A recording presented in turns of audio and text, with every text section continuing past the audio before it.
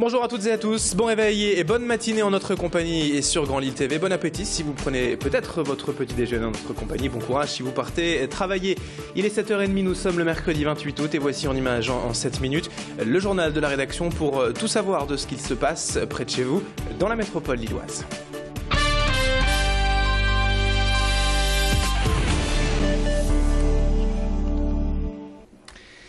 Et l'image du jour, tout d'abord, c'est dans la rubrique des sports que l'on va la chercher avec la présentation hier du nouveau maillot du LMR, mais surtout la présentation de cette nouvelle saison. Le club de rugby lillois évoluera encore en Fédéral 1 cette année, soit le 3e niveau national, après 2 échecs consécutifs aux portes de l'accession en Pro D2 en 2012 et la saison passée en 2013. Mais le LMR a toujours de belles ambitions et compte enfin réussir son pari cette année et s'en est pour cela donné les moyens avec de nouvelles recrues expérimentées au plus haut niveau français et même international. Le club lillois compte également sur ces jeunes nordistes qui représentent environ 30% de l'effectif pour y arriver.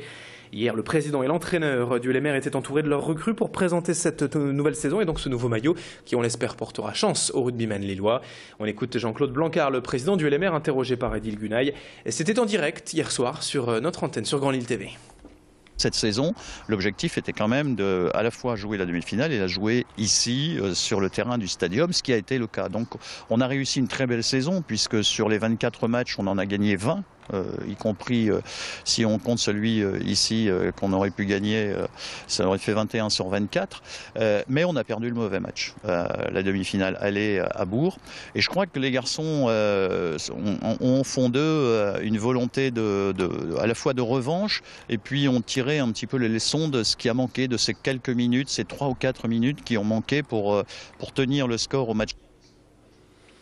Autre image de sport à la une de l'actualité au cœur de cette semaine avec les traditionnelles courses de la braderie. Samedi matin, le fameux semi-marathon et le 10 km aussi.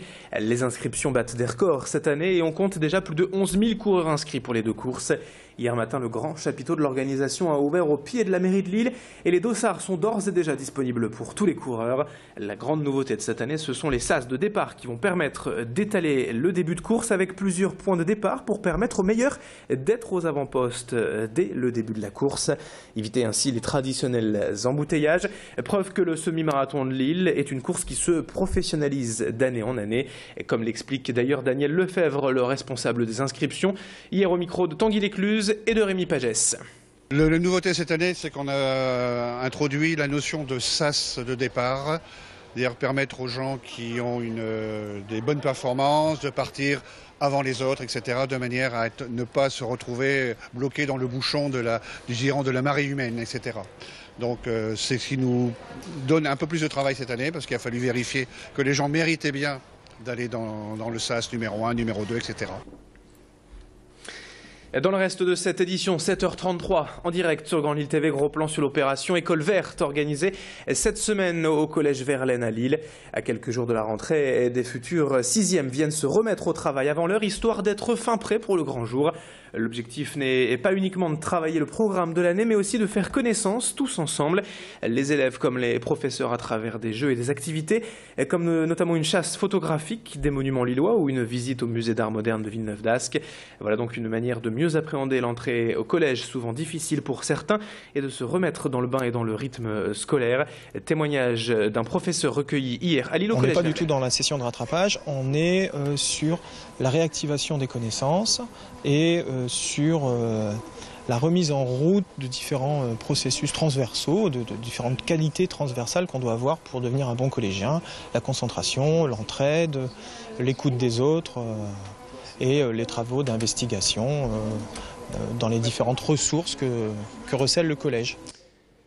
Des centaines d'arbres en centre-ville de Lille semblent touchés depuis quelques années par plusieurs maladies et la situation commence à sérieusement inquiéter les services des espaces verts.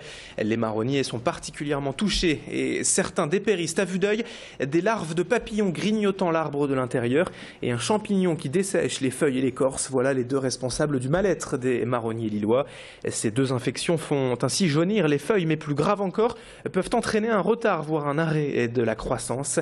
Les quelques 1200 marronniers de Lille sont donc soignés de près actuellement par les services municipaux. Mais un arbre a déjà dû être abattu, place Léon Trullin. À terme, la ville envisage donc de remplacer ces espèces les plus fragiles par d'autres plus résistantes, comme le tilleul, afin de constituer une ville verte dotée d'un maximum d'espaces boisés, une nécessité en temps de réchauffement climatique, selon Éric Quiquet, adjoint au maire en charge de l'environnement, que l'on écoute au micro de Macha Grunessel. Actuellement, en substitution aux marronniers au parc Jean-Baptiste Lebas, on replante des tilleuls.